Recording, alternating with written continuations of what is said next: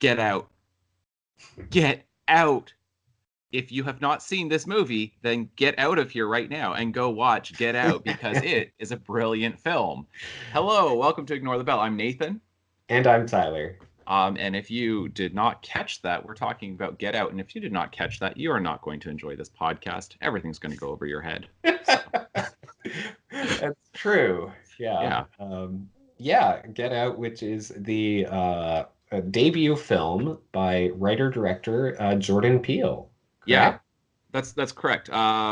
It came out in 2017, and it is his debut film. If you have not really watched any Ignore the Bell podcast before, then I will tell you that we absolutely love writer-directors. When somebody gets an opportunity to both write and direct their own film, then those are typically the movies that we're most interested in because it's instead of making a movie by committee, then you actually get a real vision behind it, which doesn't happen all that often in Hollywood. And so it's so great to see. And so I'm always supportive of the writer-director combination. Yeah, me too. All right, so we're going to do about a half-hour review, correct? Yeah, we're going to do a 30-minute review. In part, we're doing this to get ready for Jordan Peele's second film, Us, which comes out March 22nd, I want to say. I think the 21st in Canada, because Canada often gets that one-day early release. Well, I mean, in the US as well, just big cities. Right. Okay. I've checked near me, and it is coming out on the Thursday, the 21st, in like big cities with major theaters. Then you could see it on the Thursday. Okay. And so, but you know, in theaters everywhere on the 22nd. Yeah, wide release on March 22nd. So we are going to do a review of Us as early as we possibly can. I don't know. Exactly when we're going to get it posted, if it's going to be late on the 22nd or maybe early on the 23rd. We'll see how it goes. I do not really go to the movie theater on opening night, but I'm going to do that for Us because I want to support the writer-director combination, and I also love horror, and Get Out is a brilliant film, and Us looks amazing. So we're doing a quick review on Get Out, quick for this channel, so that's 30 minutes. Yes. And we're going to do that this week, and then in however many days from now, then we will have the review for Us. Yeah. Okay, and we do have a sponsor, right? Oh, great. Yeah. Our sponsor for this podcast is Hypnotist Tea. One sip and you'll never smoke again. Hypnotist Tea. Buy it today. That sounds fantastic. I know, right?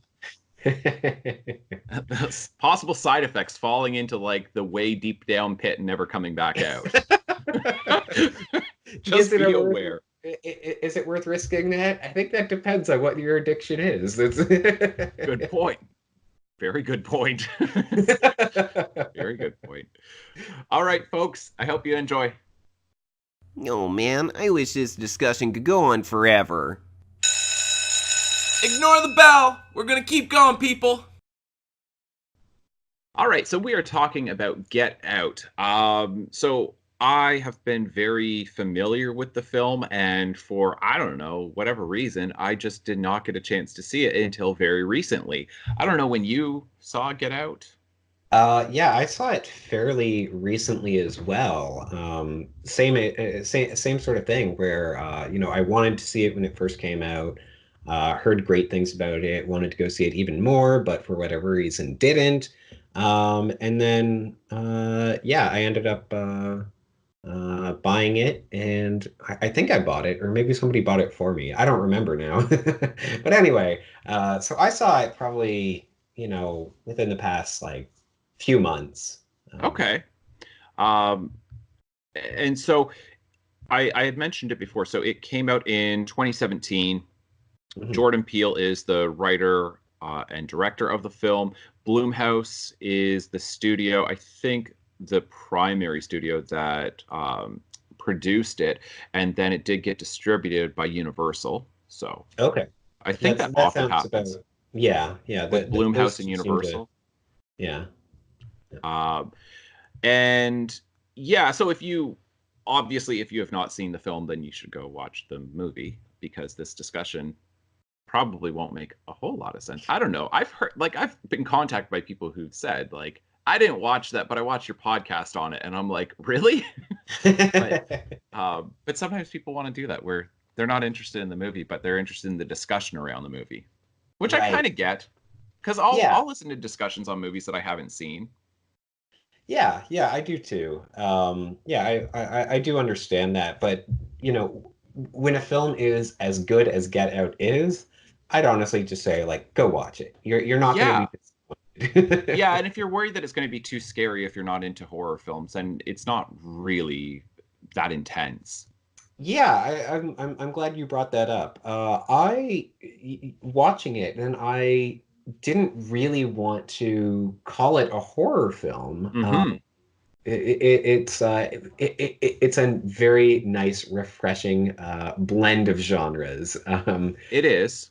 And yeah, like, you don't get like a lot of outright like horror moments. It's sorry, I know something's going on out there. Yeah, they are being very noisy down there. That's okay. They probably just want in on the conversation. Yeah. But yeah, no, it has, some horror elements, but it's also, got a lot of more thriller elements, I would say. Yeah. I think that's a pretty good description. In terms of tone and effect, it's more of a thriller, like a suspense thriller, than a horror film. But it is a horror film in other ways, because, like, one of the ways I was watching and I was really thinking through this, and I was like, it's such a great horror film in that it fits within what horror does as a genre, in that I don't know if you're familiar with this, but people will say, like, what's the distinction within the genres of the fantastic, which would be science fiction, fantasy, and horror. And all three of those, they often get kind of all combined together into this one umbrella of, the what if genre, like, which is mostly science fiction, where we call it the what if genre. But basically, they're all purely imaginative. Like, it's not a grounded drama. It's not trying to depict real life. Like, that there's stuff that it's just you can't find in the real world within those three genres, right? You're with me so far? Yeah. Okay. But so then what is the distinction? And basically, one of the distinctions is that you will have something that doesn't exist in our world, and then how is it explained? So within a science fiction film, it gets explained, and it has to have an actual explanation that makes sense scientifically, from an engineering standpoint, from a standpoint of physics, where it has to have some kind of plausible explanation. Right. Fantasy films can have something that's really strange that you can't find in our world, but it gets explained through its magic system, right? Mm-hmm. But then horror will have something, and it will get explained through the supernatural. In other words, it doesn't really care about the explanation for it. It's just like, okay, but this is happening. Like, we don't need to give you, like, so basically you get this, like, the brain transplant within the film, and it's approaching science fiction in trying to explain how this is possible, but then it's basically just like, but the explanations don't really make sense. It's like, first we hypnotize you, and then we talk to you about it, but we have to, like, your mind has to accept this, and somehow you're still going to be locked in there. But then I'm like, but you're transplanting a brain? Yeah, no, it is pretty unusual, to say the least. Yeah, it's if you have, removed the old brain, then how is there still a person in there? Like, you can, like, explain it with, like, the soul, I guess. That's what I'm saying, is that it's such a horror movie. It's like, but it is, and, like, that's where, like, I think bad film criticism comes from.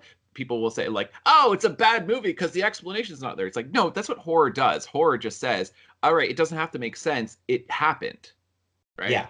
That, like, for whatever reason, their consciousness is still trapped within that body.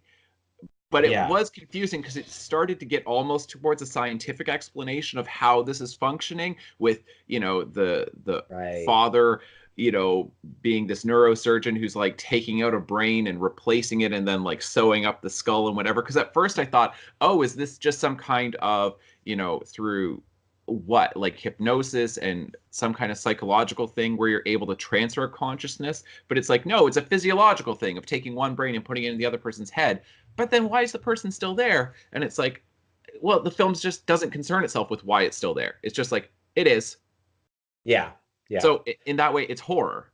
It's not Right. sci-fi. It's not fantasy. It's not magic, and it's not a scientific explanation. It's just it's a fairly it exists in the realm of the unexplainable. Yes. Yeah, absolutely. It's like that is like one of the things that I really like about this film is that it it does bring up, you know, these horror elements where it is, you know, like it's not really explained like it's like supernatural or whatever, but it takes place in our world where you can't deny that technology is a thing and whatever. So coming up with a bit of a scientific explanation, as in, you know, transplanting a brain, then it's like, well, that makes sense in terms of our world and how the film can, like, it adds to your sense of this could actually happen, even though it's clear that it can't, but it's very much set in our world. It is. Yes, exactly. It's very much grounded in our world with that one little thing of, and imagine that this is part of our world as well, right? Yeah.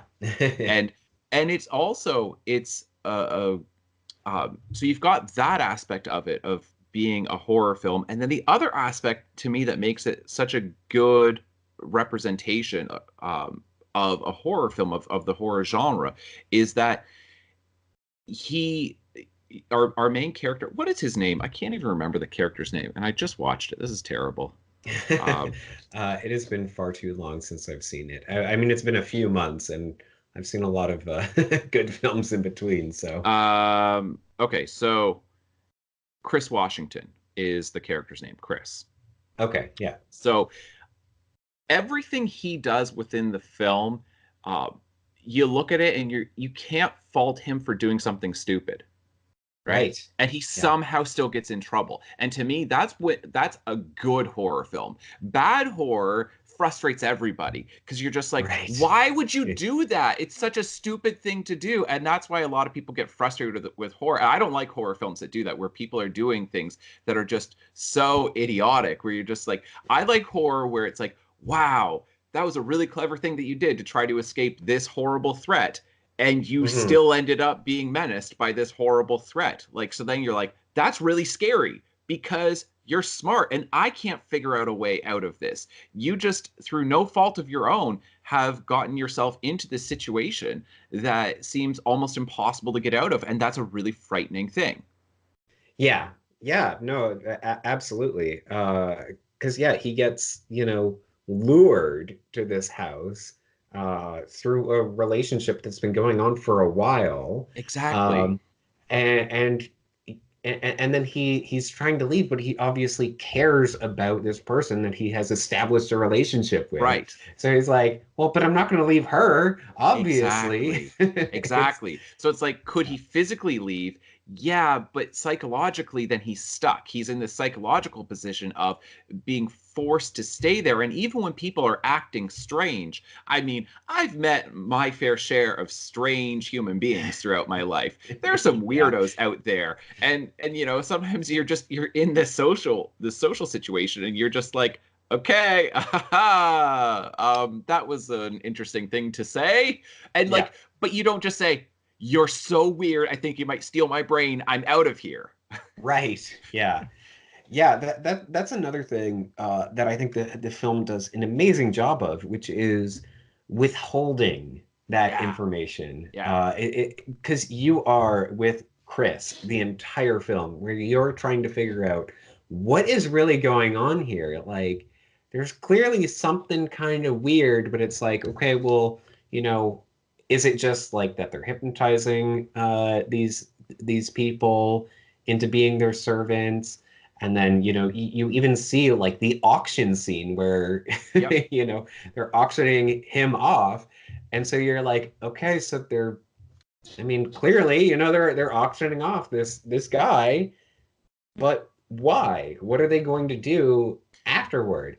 And it's Yes. such a great, not not quite a twist, but a great reveal of oh, they're trying to keep themselves alive through this transplanting and Yeah. And this is so it's all about the execution of how the film tells this story, where it's really not about the plot. Although the plot is fun, but this is my issue when people get very uptight about spoilers of a plot. Then I'm just like, spoilers to me are just a really, in general, I have huge issues with the idea of, oh no, that's a spoiler. It's like you can know what happens within a film, but that doesn't spoil it, right? yeah, That it's like, because if you think about it this way, if you read the entire plot of a film, did you have as much fun reading the plot as you did watching the movie? And it's like, no, because it turns out that actually watching the film provides some kind of enjoyment and satisfaction that is so much more than just this plot element followed by that, followed by that, followed by that. And that this yeah, film, like I had, because I mean, I was very familiar with it, even though like I don't overtly try to. I mean, I guess I try to avoid spoilers for a film that I know that I'm going to watch, which might sound like a bit of mhm, a contradiction, but it's like I knew that basically everything that happened in this movie. Same thing with oh, what's it called? The John Krasinski horror movie. oh, A Quiet A Place. Quiet Place, right? It's like, well, Yeah, I knew the plot of that for the most part, but that didn't ruin the movie. And same thing with Get Out. yeah, It's like, well, I knew that like these white people were basically kidnapping black people and doing something with them, enslaving them in some way, or like, right, yeah, but you want to know, but how are they doing it, and why yes, are they doing it, and all of those like motivations that go beyond plot, not yeah, what they're doing, but why they're doing it, how they're doing it. And that to me is like, yeah, that's what makes a film great, is how it goes about telling the story and then providing character motivation. That when you get yes. that, then it makes it so fun. Yeah, yeah, because it really does, throughout the film, then you're asking one question for the majority of the film, which is like, like why are they doing this and how, Uh-huh. right? So I guess that's two questions, but but you're asking those two questions, and yet you never feel like throughout the film, you never feel like, oh, this is just a filler scene or whatever. Like, no, everything clearly is hinting a little bit more about what's really going on. And that is so amazing, just to get those, because you are studying every single scene to be like, Yes, what can I figure out here? What can I figure out there? And exactly. yeah.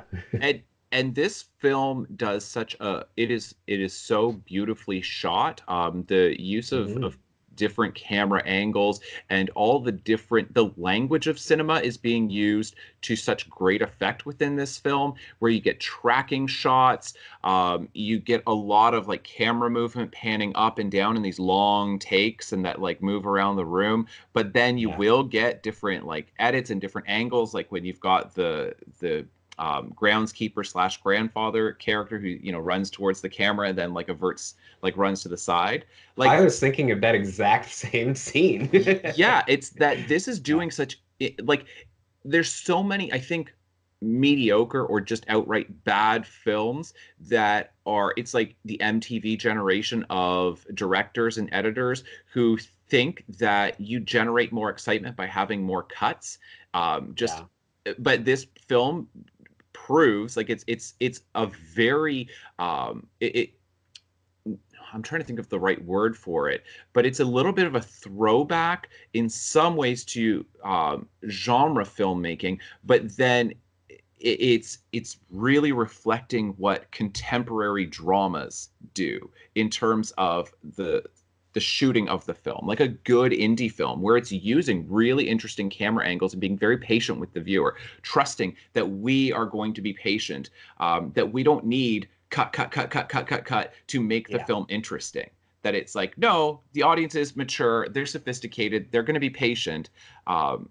Yeah, it's interesting because I mean, obviously, the concept of, the montage in the original sense wasn't about put as many images as possible as you can in the shortest amount of time as possible, but that's what the term has come to mean, really, Yeah, in modern filmmaking, and that's like it's unnecessary. You get so much more.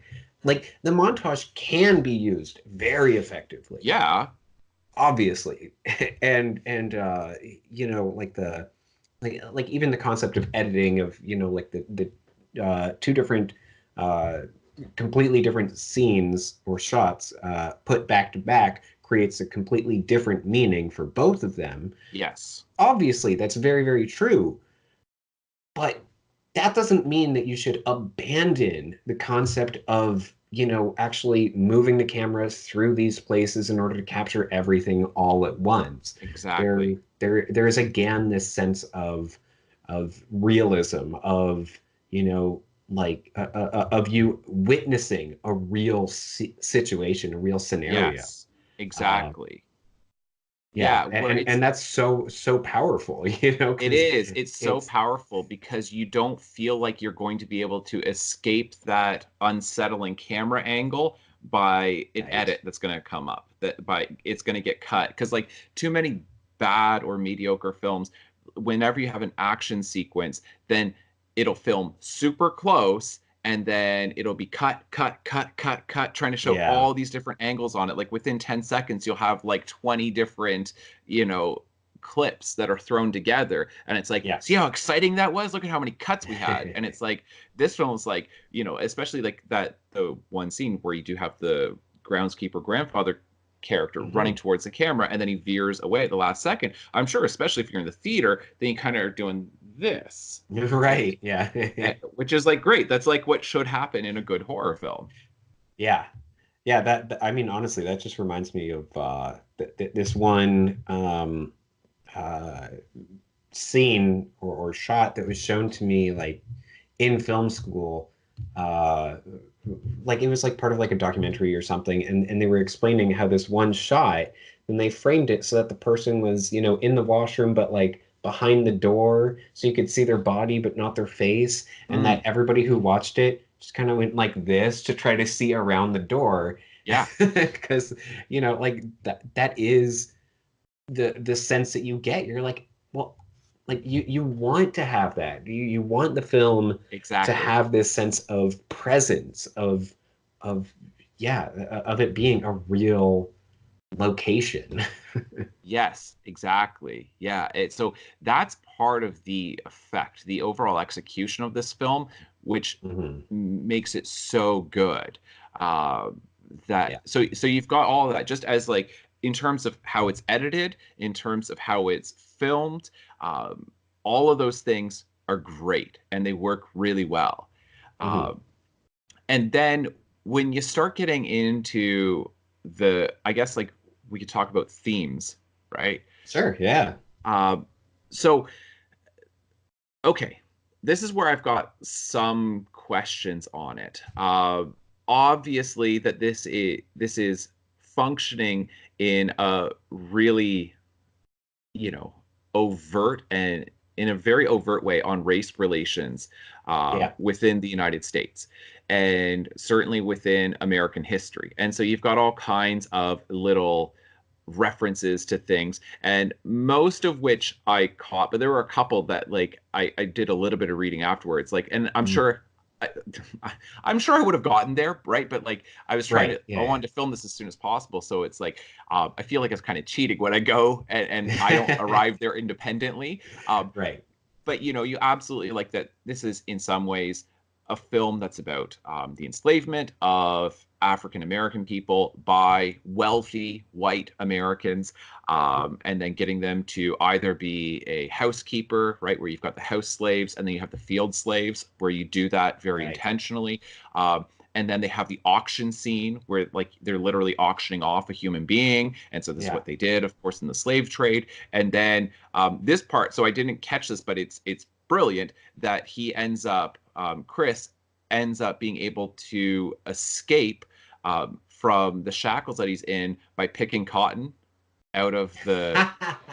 I know, I didn't. Wow, I that know. is brilliant. Yeah, it was Jordan Yeah. Peele who said that, like, where a fan like had commented on. I watched a video on this, and like they're like, "Is that what it was?" And he's like, "Yep, you got it." Like that, because like he literally like leans his head down, picks cotton, and then puts it in Yeah. his ears to prevent it. And it's like, right, they were enslaved, and like by the mid 19th century, it was like early 19th to mid 19th century. That was the primary crop that they were working within African American slaves in the U.S. South. It was cotton, and so Yeah. picking was the mode of their enslavement, at least like maybe not the mode, but like what they were doing.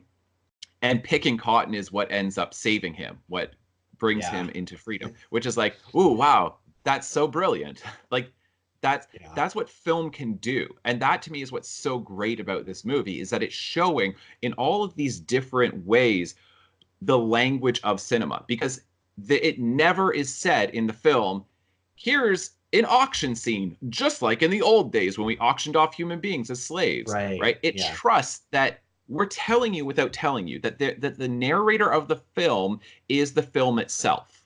That you Yes. don't need to have this narrative voice that comes in there the way you do in, maybe like a book where you've got the narrative voice that's like, will comment on this, or in bad movies or mediocre movies where you will have characters who will say this to make sure that all the stupid people watching it catch what's going on. But instead, Right. it trusts that you will get there, that you will catch these references. And then like him doing that, picking it and then putting it in his ears, where it's like, you should catch that. Right. And if Yeah. you, yeah, that it is telling you these things, it's just doing it in a fairly subtle way. Right. Yeah. And that does make for a more rewarding experience, not just on first viewing, but, on subsequent viewings where, Yeah. you're going back and you're like, oh, now I'm really picking up on this, that, or the other. And I mean, I am, as I'm sure our viewers know by now, I am very fond of rewatching films. Um, and I mean, this gets back to the spoiler discussion as well, where like, yeah, I know what happens in all the films that I own or have seen, but that doesn't mean I never want to see it again. Like, I want to Right. keep going back because it's I know, because that's not done the so point of a well. movie. It's not just to get the Right. plot, to shove the plot into your head and then go, oh, I know it. It's spoiled Yeah. now. I can't enjoy it now that I know the plot. This is how stupid the idea of spoilers is to me. It's just like, it's like same thing like if we talked about music the way we talk about movies, it's like, I know what that chorus is. I don't need to listen to it. Like, it's so idiotic. But I don't Yeah. understand who's watching a movie just for the plot. Like, I watch Yeah. for way more than plot. Oh, absolutely. Yeah. Um, and and like this is one of the other things that I heard, and again I feel like I kind of cheated on this, but because I was trying to rush to do this, then I also heard that like Jordan Peele was saying how the film works really really well on repeat viewings, that you catch all these things you don't catch the first time. And so there's these really interesting double meanings that the film has throughout. And so at the beginning when they hit the deer and then the police officer shows up and then he wants to get Chris's ID, and then his girlfriend, what's her name? Let me look it up here real quick. Um, and I don't then remember. Oh, Rose but Arm. she refuses to Yeah, let him do that. Yeah. exactly. And you think, what do you think the first time you're watching that? first time you think, you're like, oh, she's standing up for, standing against these racist, racial profiling, really. Um, Totally, but yeah, right? upon second viewing, then you're Uh-huh. like, oh, she's trying to make sure that there's no record of him being Exactly. anywhere close to there. Exactly. And so that's where the film is such an interesting is doing such interesting things because it seems you do think that she's enlightened and that she's progressive and that it's making this Mm, commentary about yeah, these you know race relations within the United States and racial profiling and African Americans being forced to show ID in situations where it's like, well, that really doesn't seem necessary. Why you would have to, other than law enforcement, is maybe going to be a little bit more, you know, suspicious of you if you're black, right? right. Yeah. But then it's like, but it's not about that at all. Right. That it's and so it's like so this is like my I guess my big question for you. People continue to say like I didn't read a lot of reviews, but I've looked at a few. Just even on like Metacritic, looking at like the first paragraphs from a whole bunch of different reviewers, Mm. and the word satire came up again and again and again. And so many people are saying it's a satire of race relations in the United States, or it's a horror, a satirical horror film about being black in America. And Mm. I am, I feel like I'm a fairly educated person, certainly in the concept of satire, Yeah. having 3 degrees in English literature. I don't understand how it's a satire. I don't know what on earth people think they're talking about when they're calling, like, what is it satirizing? Yeah, I don't know. That's very odd to me. It's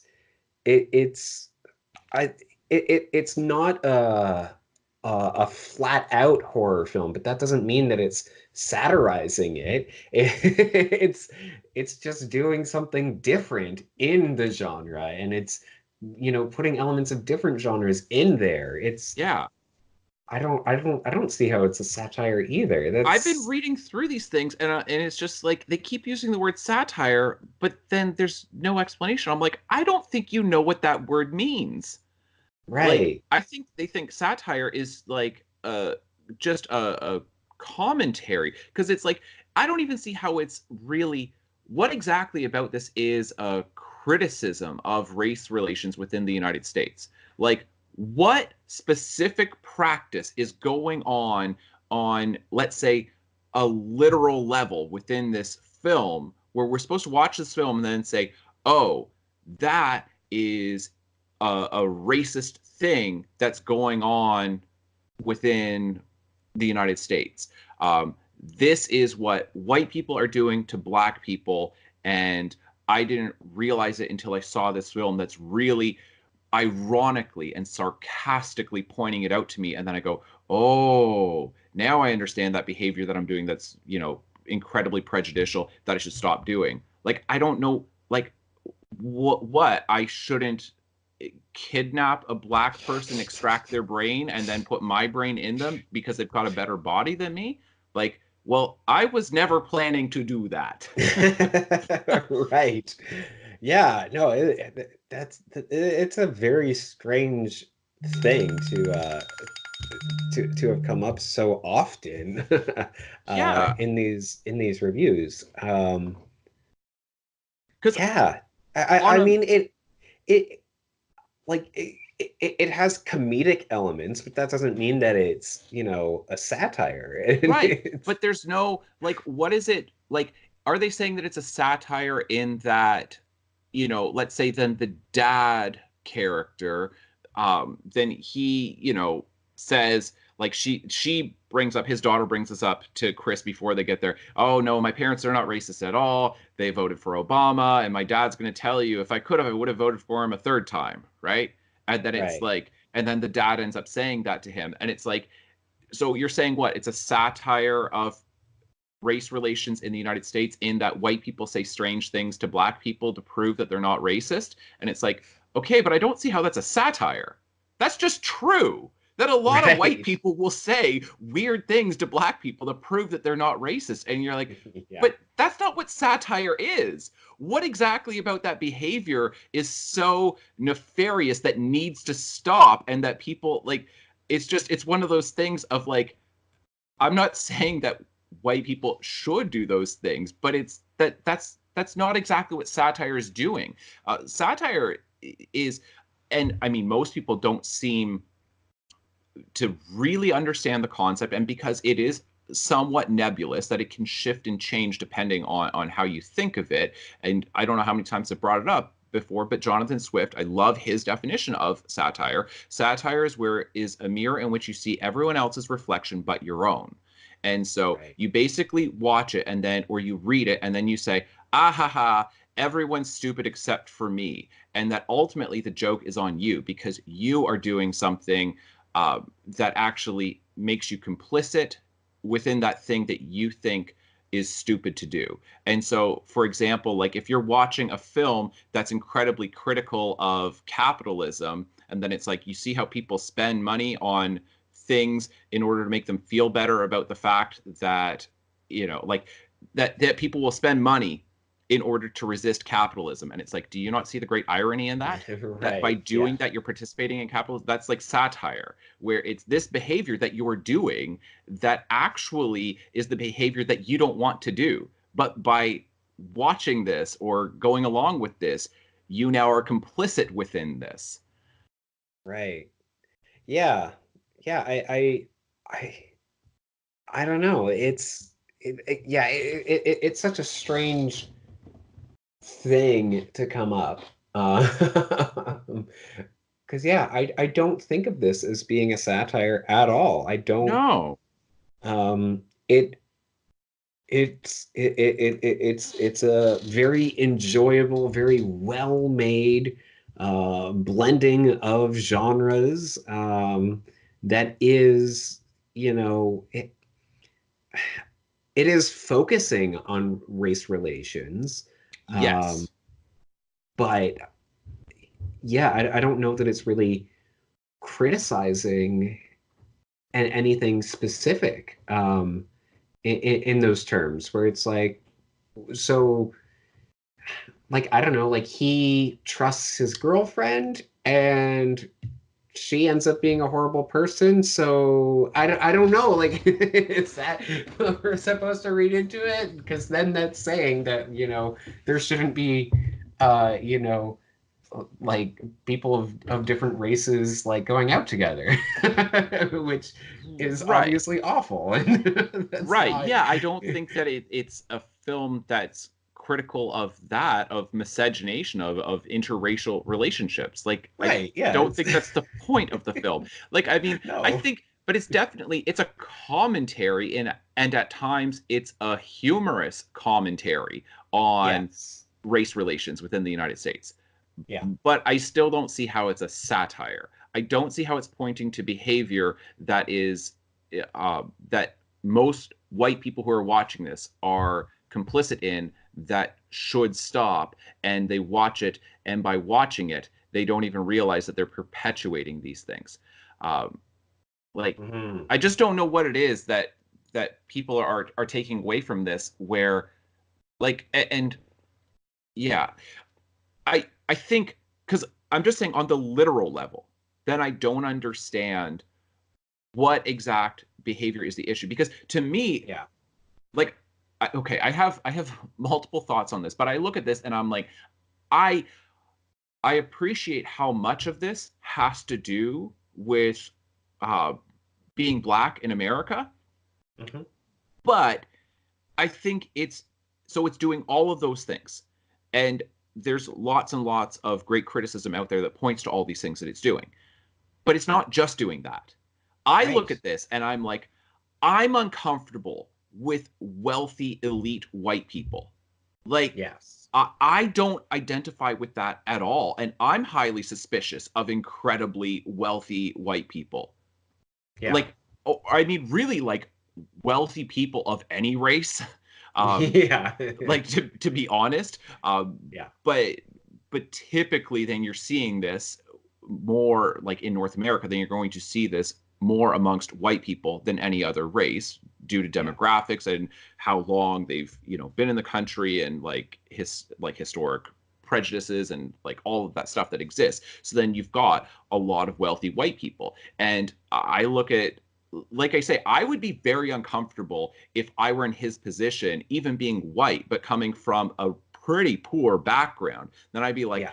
I can't relate to anything these people are talking about. And this, like, you have servants, that makes me uncomfortable, regardless of the race. I'm just yeah, I mean, I had a friend, like, she had this beautiful house. It was like, a couple $1 million is the value of it, sitting right there, like a riverfront property. And like, she had a maid who would come in, and like, I'm just like, you have a maid? This is so weird. I don't know Yeah. how to deal with this. Like, Yeah, yeah. I honestly, it's still a little bit fantastical to me to think of that being, a thing that is present nowadays. Like, it's something where I'm like, yeah, I guess that is a thing, but I've never encountered it in my own life. Like, I've never even met somebody who has, a maid or yeah, cleaners or whatever. Like,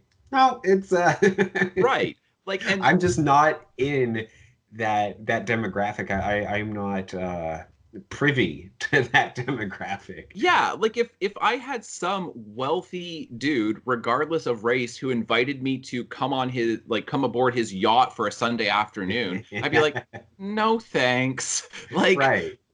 I Yeah. I wouldn't be comfortable with that. That's really weird that those are your hobbies and interests. Like, I just Yeah. so I look at that and I'm like, yeah, I totally get it that it is extra uncomfortable for him being black in that house, Right. that Yeah. he's feeling that pressure more than I would feel it. But I'm saying that the film is also a commentary on that, the upper crust of society, and how privileged they are, and how they have an attitude, they have expectations of things that they can acquire, and they don't even think anything of it. And I'm highly critical of that, of people who have that kind of expectation, Yeah. Um, Yeah. and Absolutely. so I don't see, that's where I'm saying I don't see how it's a satire of race relations. It's like, no, like 98% of people in society would be very uncomfortable around this group of people. A garden party on this estate out in the country, like where you get these really weird people who show up in all of their fancy vehicles. It's like 98% of people, regardless of race, would be like, I'm really uncomfortable right now. Yeah. Yeah. To me, it's like Absolutely. it's a commentary on wealth inequality, in addition to being about race relations. Yes. Yeah. Yeah. Yeah. I would agree with that. It's it, yeah, I mean, it is really like bringing it back to, how we do relate to Chris. Um, you know, if we or Chris were invited to one of these parties by ourselves, we'd be like, no, that's really weird and creepy. There's no way that we're going Totally. there. Right. Right. But if, we've got a significant other who is going there, then it's like, all right, like I don't want to go. I'm gonna let you know that Exactly. this is gonna make me uncomfortable. And they're like, no, Right. come on, it'll be fine. And it's all right, fine, I'll go. But you're Right. still gonna feel weird and uncomfortable that whole time. And that it really is like really well done because then he has this person who he feels like he can trust, and it's that betrayal of her being a Yes. part of this that Yes. that really is, so key. Right. Exactly. Because I don't feel like the film is making the commentary, black people should not ever trust a white person. Right, yeah. Like, because that to me is not what the film is commenting on. And so in that way, I don't see No. how it's a satire. But I think it is bringing up this element of, when is a black person ever comfortable in the United Mhm. States when they're around a group of white people? Like, because you get that first scene where you've got the character who ends up um, getting turned into, like, his body gets appropriated by um, he gets kidnapped at the beginning of the film by the son, Right. Yeah. Yeah. Yeah. and like he's walking in this neighborhood. It's this whatever, like upper middle class suburban neighborhood at night, and he's really Yeah. uncomfortable. And it's like, it is a really interesting thing. I liked that part because Mhm. it's showing that for most people, like if you were in that neighborhood at night and you were walking down the street and then you see this person who's walking towards you, um, now I think for many white Americans, they would be nervous, especially, and I do mean this, especially if it was a black person, especially a young black man who's in his 20s, who's, tall and in good shape and all of that, that there's a Mhm. little bit of concern because that would be reasonably uncommon within many of these neighborhoods. So that white Right. person would be nervous. But what I love about this film is it's very much from the perspective of black Americans. He's uncomfortable too, that Yes. Yeah. he's nervous in that neighborhood as well. And that the film does a good job of establishing that if you think about that, and even at the end when Chris he's like, he finally has defeated everybody and he's strangling Rose, and then like the sirens go off and like the flashing, lights of a police car, right? Yeah. And then you're on his side because you're put into this position of identification with him where you're Yeah. like, oh wow, this looks so bad, Right. especially because, like, not only do you have dead bodies everywhere, but you are a young, strong black man who is literally on top of a young white woman, strangling her when the police show up, and he immediately puts his hands up because he's got to think that the amount of African Americans who have been unarmed, who have been shot by police officers, like, it has happened to people of all races. There are Mhm. instances of happening this within multiple races, but it sure seems like there's a disproportionate amount of it happening to young black men. And so Yeah. you are in his position of, you're like, oh no, oh no. You get to see that law enforcement doesn't feel safe, right? Being in a Right. safe neighborhood doesn't feel safe, right? Yeah. That's the experience of being black in America, which is great. But I'm saying I don't see how that's a satire, because it's like, what is the behavior then that you want to see changed? Like, Right. on an individual level, you want me to do a complete overhaul of race relations within the United States? That it's like, I will change my behavior to make it more comfortable for black people in suburban neighborhoods. I will make it more comfortable for black people to feel safe when they see law enforcement. I can't change any of that stuff. Like, on an Yeah. individual level, there's nothing I can do to make a black person feel safe in any of those situations. Right. So it's not a Yeah. satire because I can't do anything. I can't change behavior because it's cultural stuff. Absolutely. Yeah, it is it is a commentary and not a satire. It's, a socio-political, economical, Yeah. racial commentary. Yeah. All of those things. And it's uh you know, it I've talked about this before where, you have to pick the best character to tell your story. And Yeah. obviously, the best character to be in this situation is, Yes. a young black man. Yes. But I mean, this story could have happened to anybody. Correct. Exactly. Because you see that, because you've got one of the characters who shows up at the party who's Asian. Um, Mhm. right? So, as best I can tell, I'd have to look at the film again to see if you can see that hairline, right? To see if there's a Right. scar there, because that's how, like, you get the reveal of who has been turned and who hasn't. But I'm Right. pretty sure that that's what it's saying. Not that they all want to go into black bodies, but Right. Yeah. that, yeah. And so, it's Yeah, I don't know if you have more to say on that, but it's just it doesn't have to. It could have been a young white person.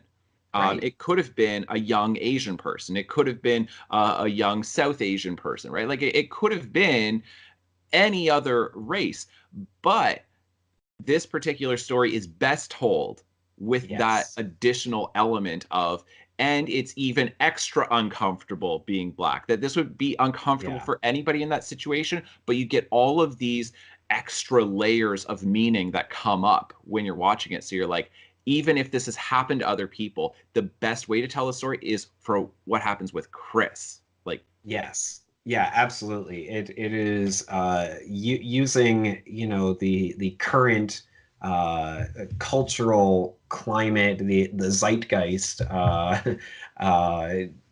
to good effect, where we are currently very aware of what it is like to be a black person in America or in North America. And so that we do get an extra sense of meaning or of uh, intensity with the effect of this film because of who the protagonist is. But it could have been anybody, but it is the best choice for this right. film. Yeah. Yeah. And if anybody were to say, well, then the satire then is that we, by watching the film, think that we can identify with what it's like to be black in America. And that's the whole joke, is that you think you can by watching this movie, but you can't actually. Then I would just say, well, no, I still don't actually know what it would be like to be black in Right. America. Yeah.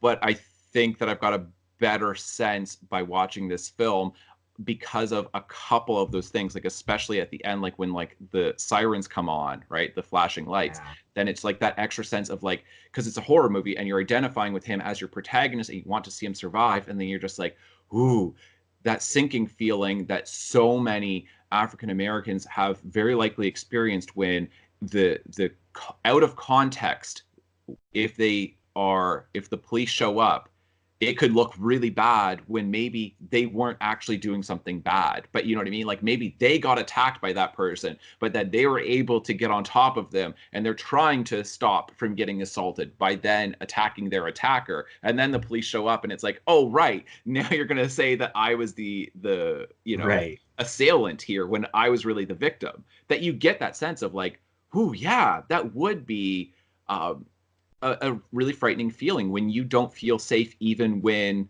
you should feel safe, Yeah. right?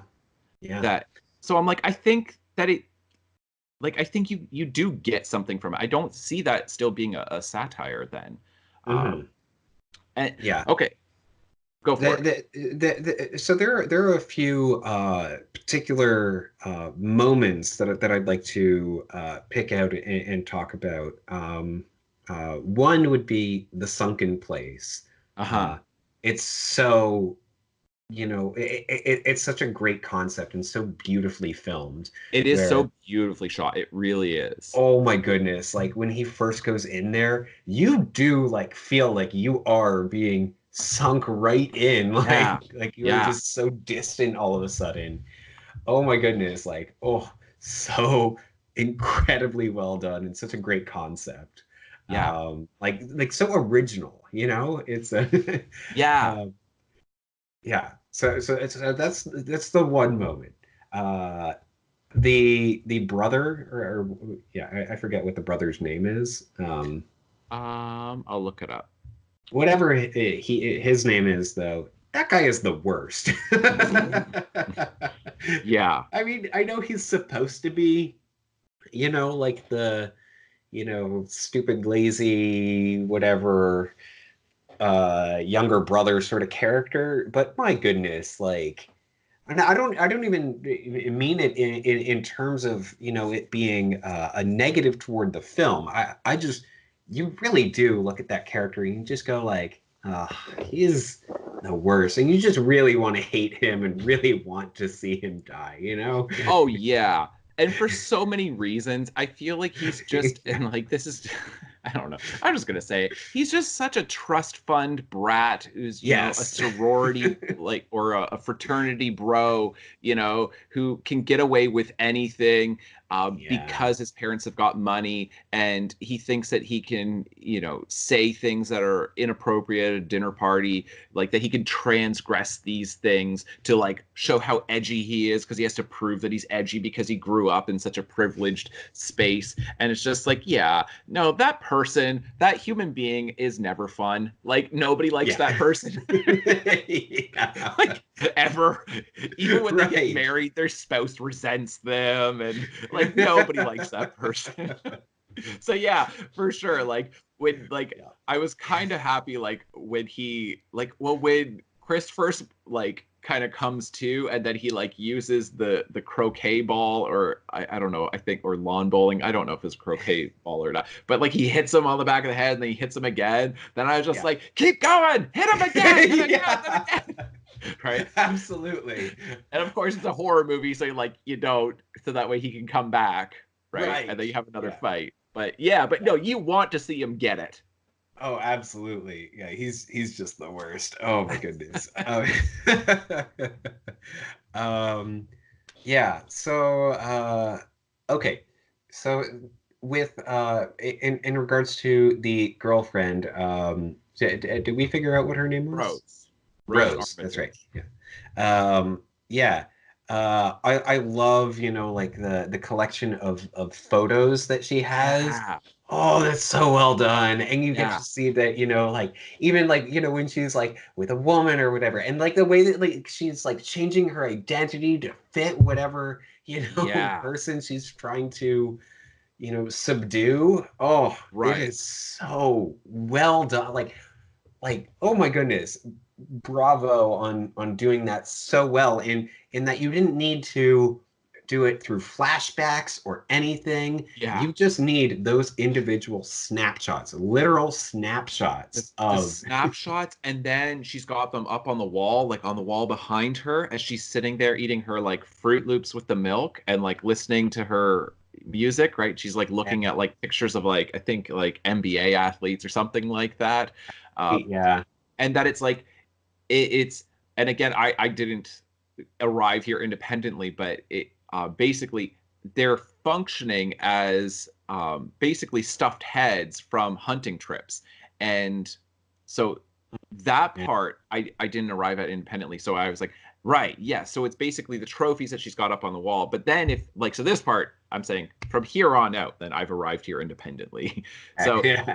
they're on the wall behind her, and then if you watch the film, then like the film starts by them hitting a deer, and she seems so traumatized by this, but obviously she does not have an issue killing, right? Right. Yeah. And then he's sitting there and he's watching, like he's staring at that the mounted head of the buck of that deer that's in front of him. So you've got that, we kill things and then we mount them as trophies from our hunt and we put them up on our walls. And that is such a like, especially like when you get into like really weird trophy hunting where the people are hunting not for meat, not for sustenance for their family, but like Right. just to kill a weird thing for the sake of killing it, and then you mount it.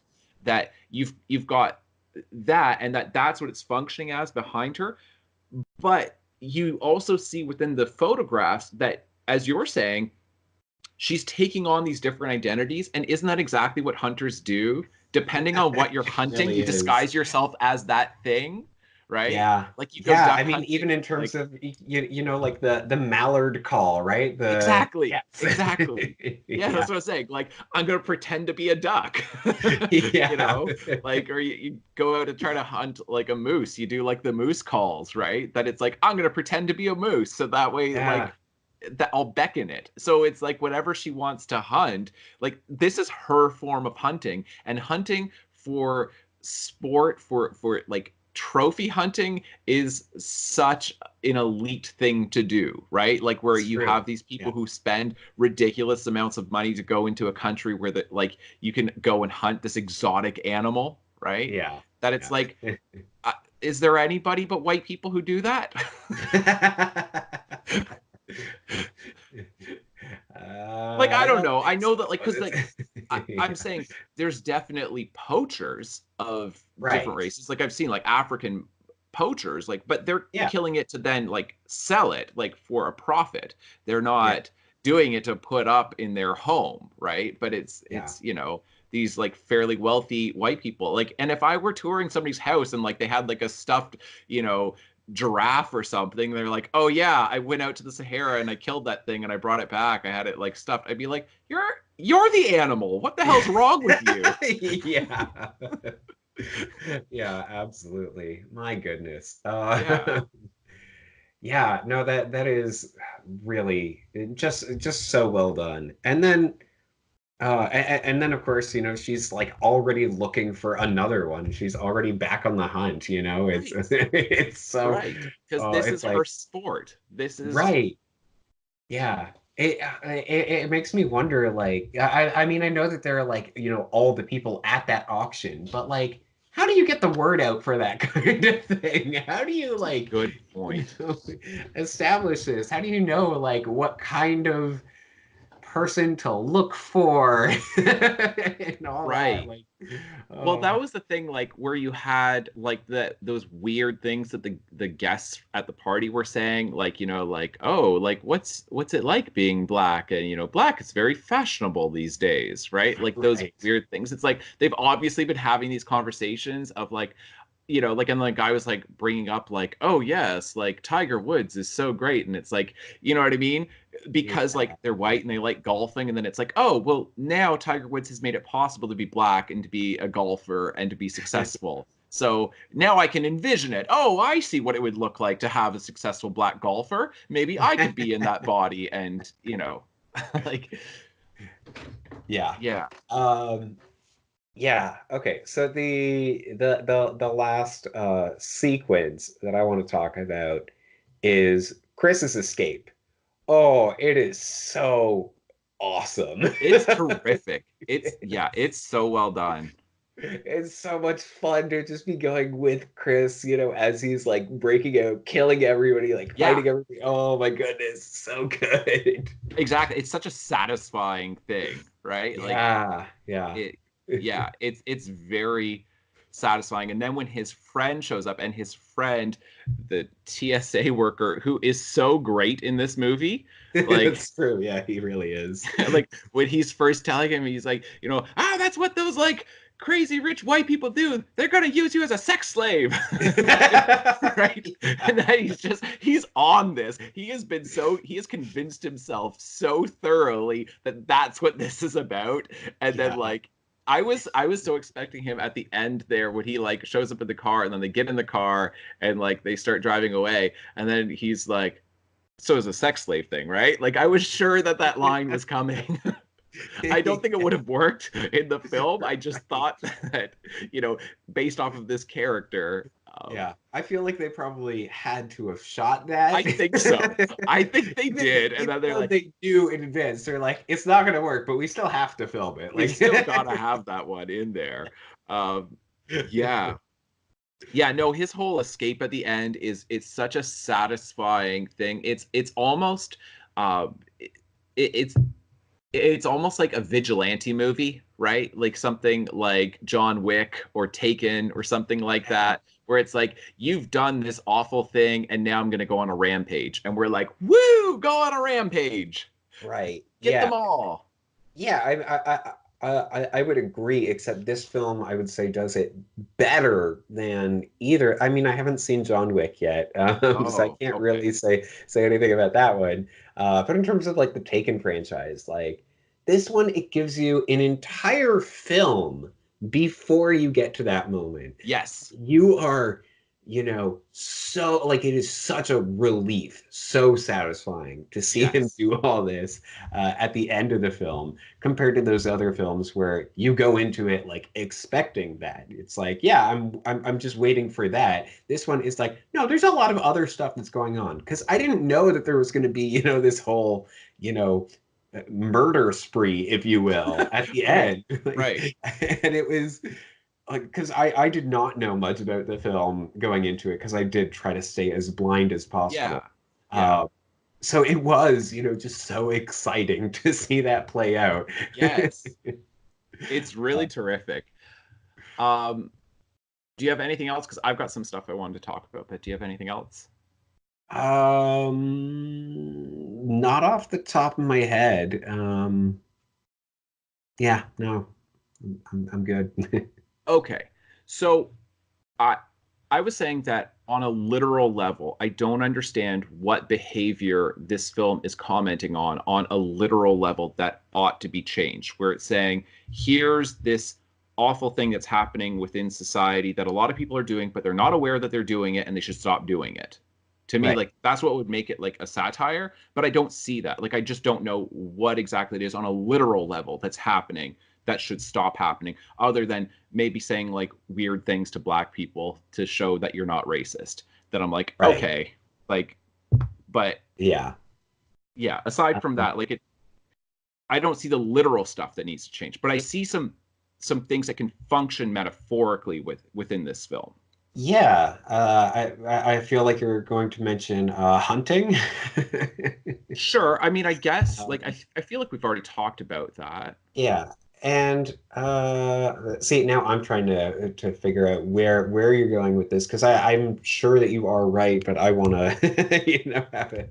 Um, uh, so I guess in terms of like the lengths that people will go to try to, you know, extend their own life Mm. at the expense of others, At the right? expense of others is really interesting.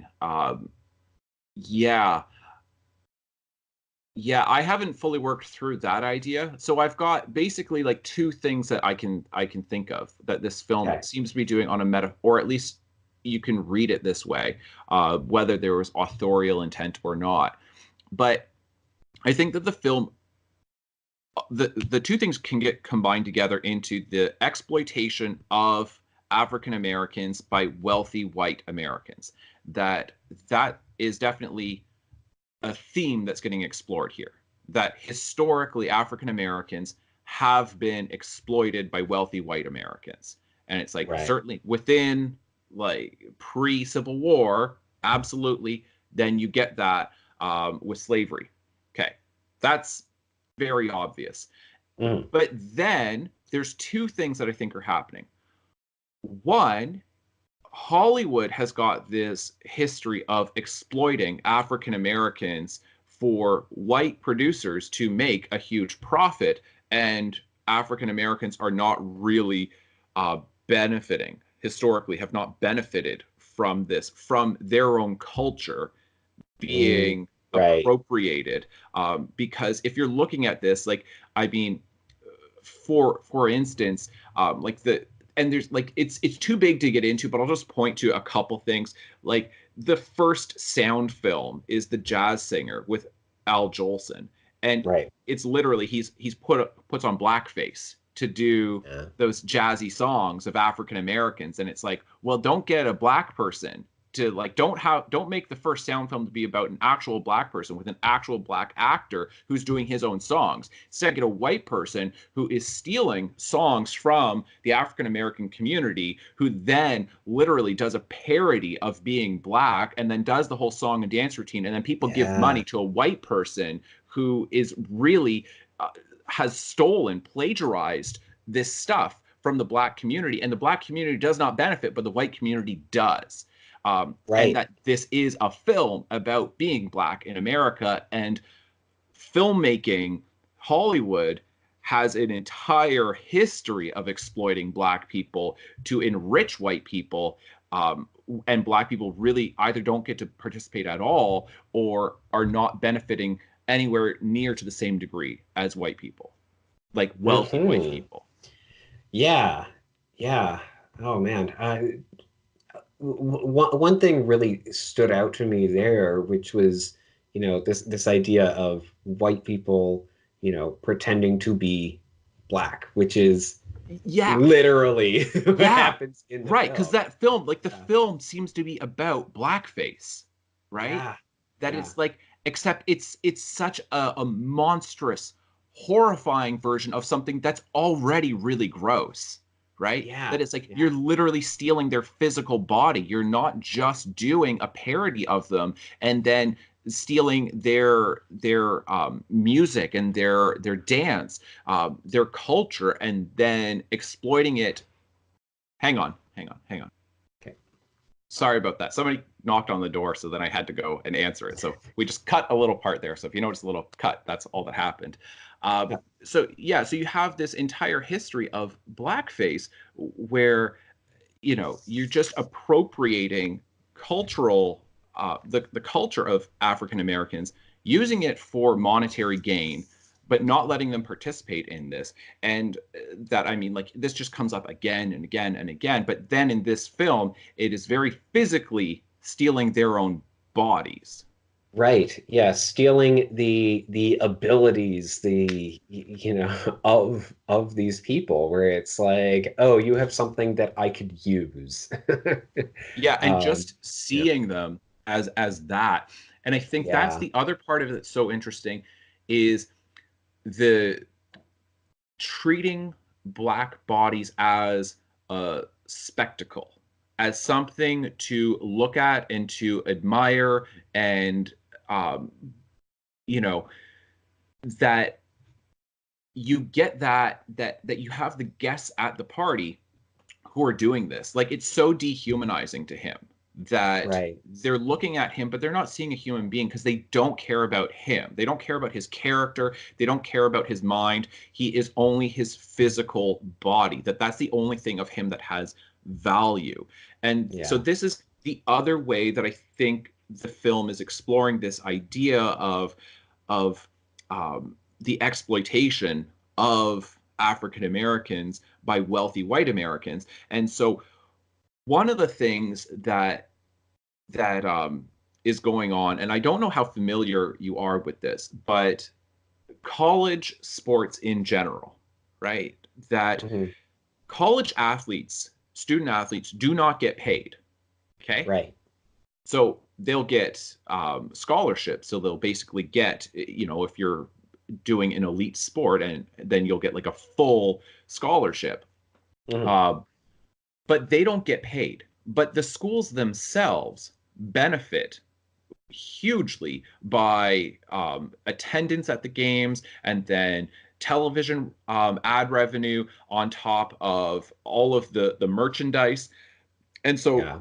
and like video games, all of the NCAA video games that are out Mhm. there, where they're using the likeness of college athletes, but college athletes themselves are not getting any of the revenue from this, because they're not Right. allowed, because they're not professional, they're amateur Mhm. athletes.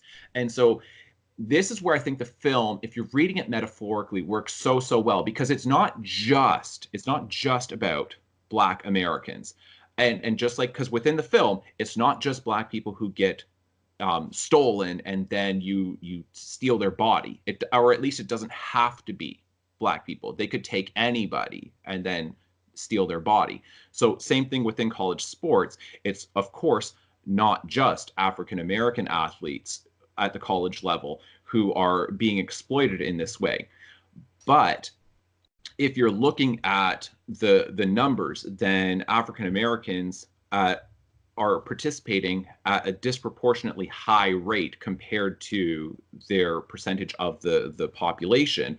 That basically, there's a lot of Black college athletes who are being exploited by people, where they're stealing their likeness, right? And they're Right. doubling their likeness, which is, I think, is going to come up in the film Us, this idea of doubling. That it's like, Yeah. Yeah. you exist here, you're on the basketball court in like March Madness, playing for a university or whatever, like playing football or something like that. We're going to then double it. We're going to put it on television, and then everybody's going to watch your physical body, but they don't care about you. They don't care about your education. Right. They don't care about your Yeah. mind. They don't care about your academics. They don't care about your career goals. They just care about your physical body and what your physical body can do.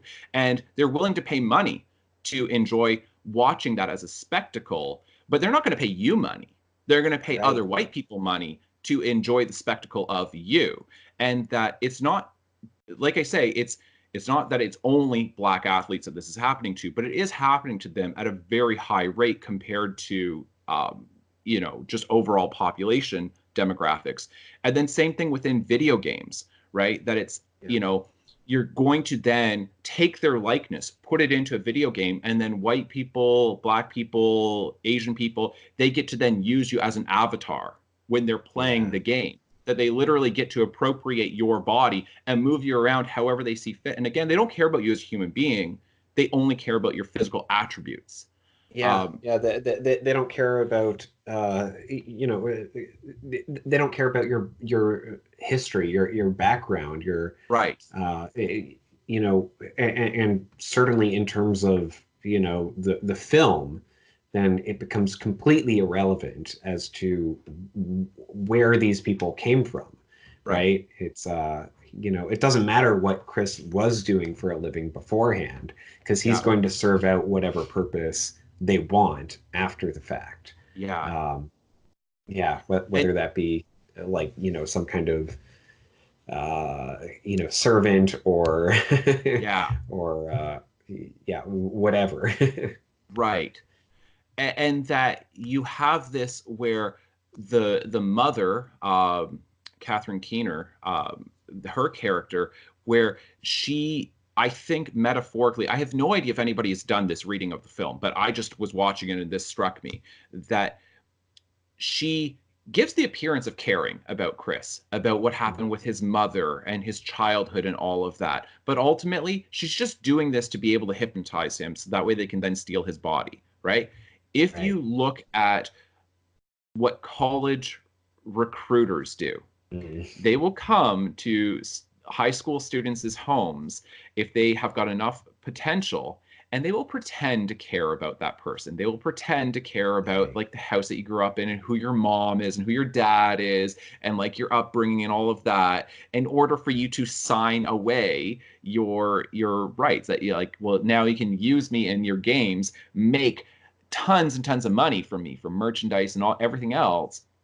And then you stopped caring about me as an individual, because then you got what you wanted, which was really just my body, but you pretended like you cared about me as an individual, but it was a lie. So in that sense, that I'm like, well, maybe the film is a satire in that sense, that maybe it's functioning satirically that way. But again, I don't see the comedy there. I don't see this in some kind of like humorous way, because that should be in satire. I mean, I'd have to really work through that if that's always necessary, but that's traditionally, conventionally what satire is doing. Like, but that's not funny. Like, none of that is funny to me. No.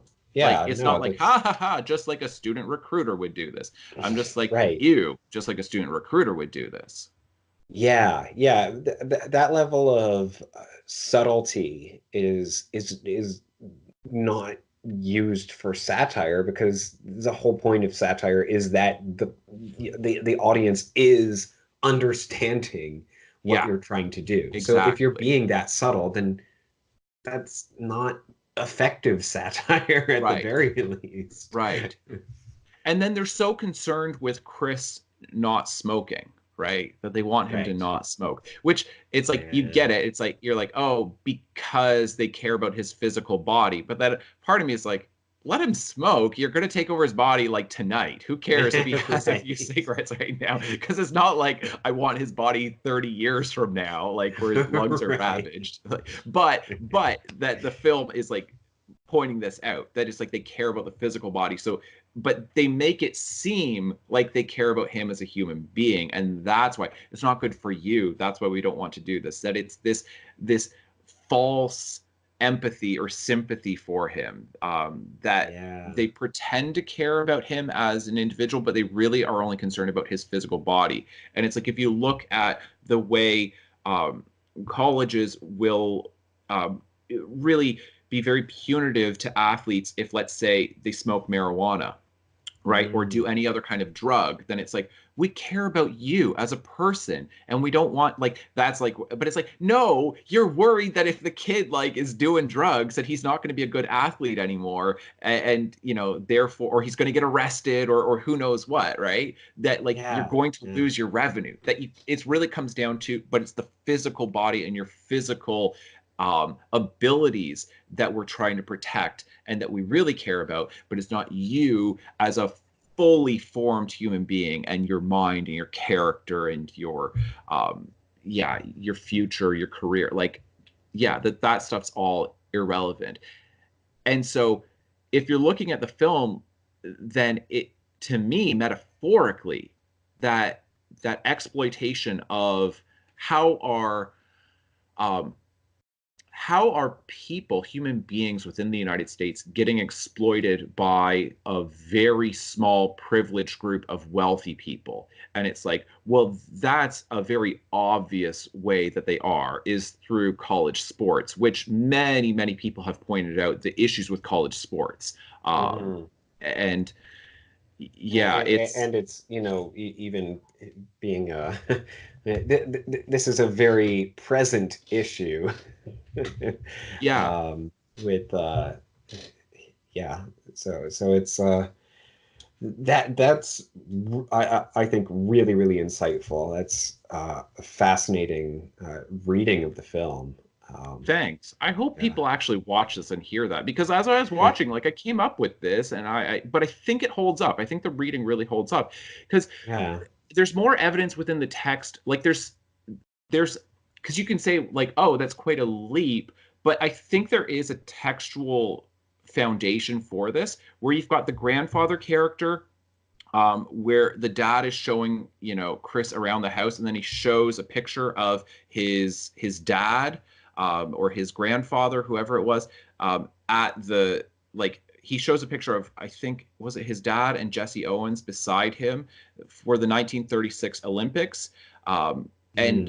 so basically, as far as I understand it, as best I understand it, the grandfather character, he was a sprinter, but then he lost to Jesse Owens, who then went to the Berlin Olympics in 1936, where Hitler very, famously was talking about the Aryan race and, like, the Ubermensch and all of that, and that Aryans are Right. superior to all other races. And then Jesse Owens was representing the United States, and he's African American. And then he goes to Berlin in front of Hitler. Hitler was at the stadium, and then Jesse Owens, the American but African American, wins the gold Mhm. medal in, I think it was like sprinting. I think it was the 100-meter dash. But in any case, he wins the gold medal for running.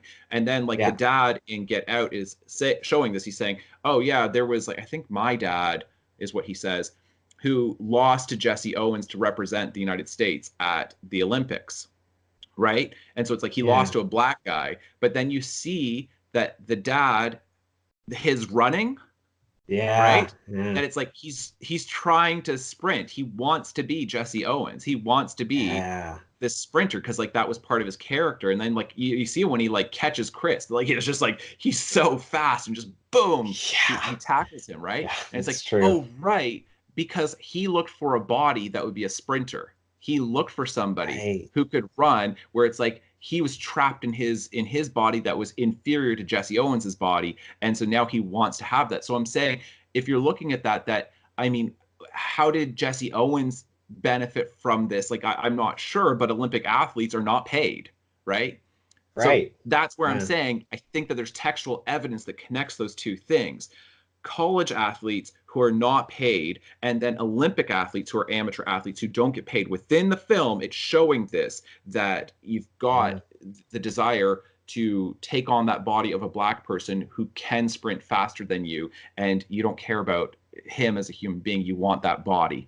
And that, to Right. me, that interesting. Like, I haven't fully worked through the idea, but I think the film is in some ways pointing to that. Yeah. Yeah. No, I think that at the very least, that's part of what the film is conveying.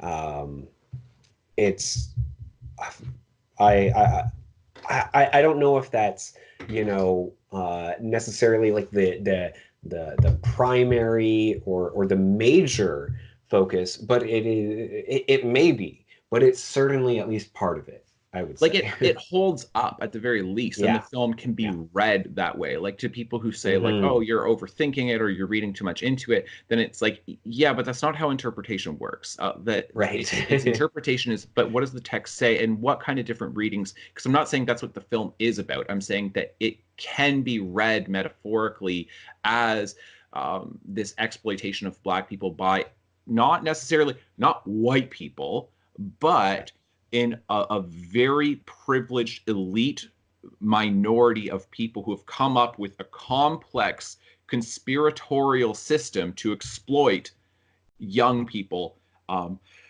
in particular, young Black people. Right. Yeah. Yeah.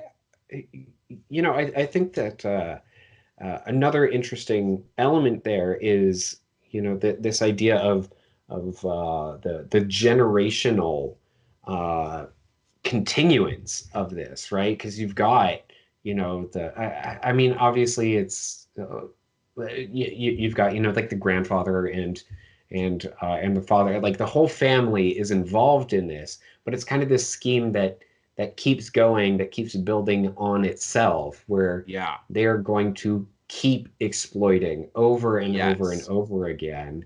Uh, there isn't, there isn't an end. It is Right. Right. a family thing. This elite family is just going to keep exploiting for. Exactly. It's how the rich stay rich and the poor stay poor. Yes. That like, Yeah. and that's what I'm saying is that like, while the film is concerned with issues of race relations, to me it seems to be far more concerned, or maybe not far more, but it is also concerned with wealth Yes. inequality and class relations. Yeah. Yeah.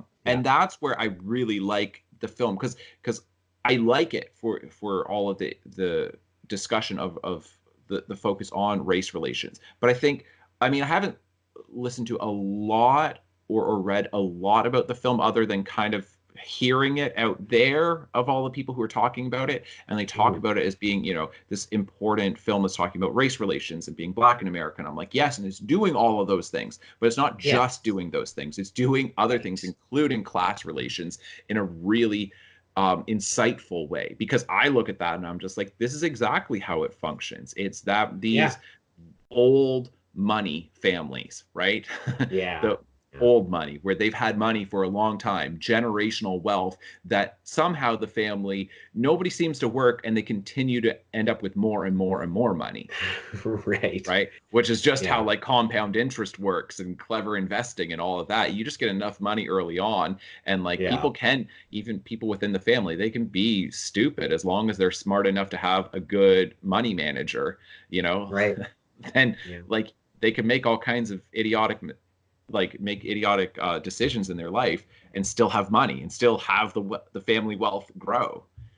Yep. Yeah. Yeah. Absolutely. Um, oh man. So, uh, unless you have more to say, I just want to say that Jordan Peele, he is such an incredible writer director, and I am so looking forward to seeing Us. I also am so looking forward to seeing Us, and I'm really, really impressed with Get Out. And I love the fact that people are so excited about Us and about Jordan Peele in general. I partially feel like we need to like relax a little, like because I'm just worried about like an M. Night Shyamalan kind of thing. Of Right. Yeah. I think Us is going to be excellent. I think it's going to be really brilliant. Without having seen it, I believe it will be. Yes. Rotten Tomatoes is currently sitting at 100% fresh for Us. So Awesome. Okay. Um, Yeah. but I'm just saying that if you get a third or a fourth or a fifth film somewhere within there, and it's like if he makes a misstep at some point, like Mhm. that's okay. Yes. You could Yeah. like, because it's like M. Night Shyamalan has done like great films, and then he's done some films that are not so great, and it's like he doesn't have to be flawless, right? Like we don't have to Right. have that expectation. Yeah. It's just like he's capable of making this brilliant film, and I hope to see Yeah. as many brilliant films from him as possible. But I don't necessarily, um, I won't be disappointed if he makes something that's not as good as this. Right. Yeah. Like, Yeah. No, I agree. He's clearly a very competent filmmaker and yeah, writer, and he has he is able to construct these films that are, very, for lack of a better term, just very well done, very yeah, good. well done. And I think it's because he respects his audience, right? Yeah. That he Yeah. trusts that we are intelligent and that we'll get it. So he's doing really complex things all at once, but he's doing them in a fairly subtle way, and he's expecting that we are going to have to participate in the construction of this. That it's like, we've got to be paying attention. We've got to be making the connections. He's going to put it there. But he expects that his viewers, like, he's not just going to spoon feed it to us, which is great, because, like, to me, that's a mediocre film at best, is when they just tell you everything. And Yeah. I like seeing that, and I don't think you get that very often from, like, a debut film. Right. Yeah. Yeah. No, absolutely. Um, yeah, I am really, really excited to see Us Me too. next week. Especially because he's said that, it's more of a monster film, and I'm like, ooh, I like that. Like, Yeah, me too. Oh yeah, just watching the trailer, like it just looks so terrific. And then I've one of the reasons why I wanted to, like, why I was thinking about the idea of doubling, right? Doubling within Get Out, is that it seems like that. Well, that's very much a theme within Us, is this idea of doubling. Yes. Yeah. And so, yeah, I'm interested to see what he does with that, because what he did with it in Get Out, I don't think was as overt, and it was still really, really insightful. So Yeah. Yeah. Absolutely. Oh man, the one thing that I will say, I love the title Get Out. I don't love the title Us, just because it's like a little confusing when you're trying to talk about it's it. like the movie It, or like the book Yeah. It. Like, obviously the book Yeah. first, but it's like, it is very hard to refer to. Us is very hard to refer to. Yeah, yeah. It's like, oh, have you seen Us? Who? No, no, no. The movie Us. Yes, it's an Abbott and Costello thing for sure. It's Yeah. just, it's a clumsy title. Like, when discussing it, it's Yes. yeah. Yeah. But one thing is for sure, Us will not be This Is Us. It's a different series. Yes, exactly. But I hope that people do get mixed up on that, and they're like, oh, I've heard so many great things about this, like, really, like, great family drama, and then it's just like these doubles with the scissors, and what's happening? Why did people recommend this to me? Yeah, yeah. No, for sure. Buddy, I can barely Oh yeah. see you. So, so we will be trying to get that episode uploaded as soon as we can. I have made tentative plans to see Us on Thursday, so yeah, I'll see it exciting. probably Friday. All right. Oh boy, get out of the way. I'll see it probably either Thursday night or Friday, and yeah, we'll get the review up as soon as we can. But we'll definitely have that for next week, so you can look Yeah. for that. Yeah, yeah. All right, so folks. Thank you thanks so for much for watching. watching. Yeah, we'll see you next time. Bye. Ignore the bell, people. We're gonna keep going. We're still ignoring it. Don't worry. I don't know what that. I think that's the fire drill. All right, we're gonna go home. Yeah. All right, we're done.